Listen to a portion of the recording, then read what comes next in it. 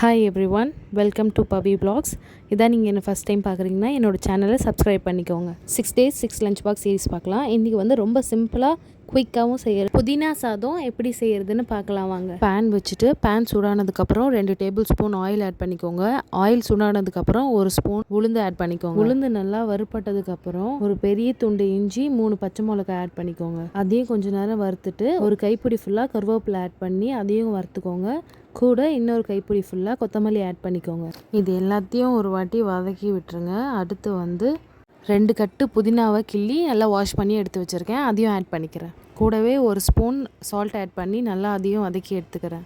கொஞ்ச நேரத்துலேயே எல்லாமே வதங்கி சுருங்கிடும். ஸோ அந்த ஸ்டேஜில் எடுத்து ஆற வச்சுட்டு மிக்சியில் போட்டு அரைச்சி வச்சுருங்க. ஒரு சைடில் நல்லா ஆற வச்சுட்டு கொஞ்சமாக வாட்டர் ஆட் பண்ணி அரைச்சி எடுத்துக்கோங்க. நிறைய வாட்டர் ஆட் பண்ணிடாதீங்க. அரைக்கும் போது ஒரு சின்ன நெல்லிக்காய் சைஸு புளி ஆட் பண்ணி அரைச்சிக்கோங்க. ஸோ ஒரு 1 or 2 days கெட்டு போகாமல் இருக்கும். அரைச்சதுக்கப்புறம் அதே பேன் வச்சு 1 ஸ்பூன் ஆயில் ஆட் பண்ணிக்கோங்க. அரை ஸ்பூன் கடுகு ஆட் பண்ணி கடுகு பொரிஞ்சதும் ஒரு 1/4 ஸ்பூன் உளுந்து ஆட் பண்ணி அதையும் நல்லா வறுத்து எடுத்துக்கோங்க. வறுத்ததுக்கப்புறம் கொஞ்சோண்டு கருவேப்பிலை ஆட் பண்ணிவிட்டு அரைச்சி வச்சுருக்கிற புதினாவையும் ஆட் பண்ணிக்கோங்க.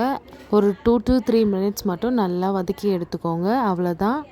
எவ்வளோ ரைஸ் மிக்ஸ் பண்ண போகிறீங்களோ அவ்வளோ மட்டும் பேன்லேயே வச்சுட்டு ரைஸ் போட்டு நல்லா கிளறி எடுத்துக்கோங்க. நம்ம 1 ஸ்பூன் சால்ட் ஆட் பண்ணியிருக்கோம். ஸோ அது கரெக்டாக இருக்குது எனக்கு. உங்களுக்கு சால்ட் கம்மியாக இருந்தால் சால்ட் மட்டும் கொஞ்சம் ஆட் பண்ணிக்கோங்க.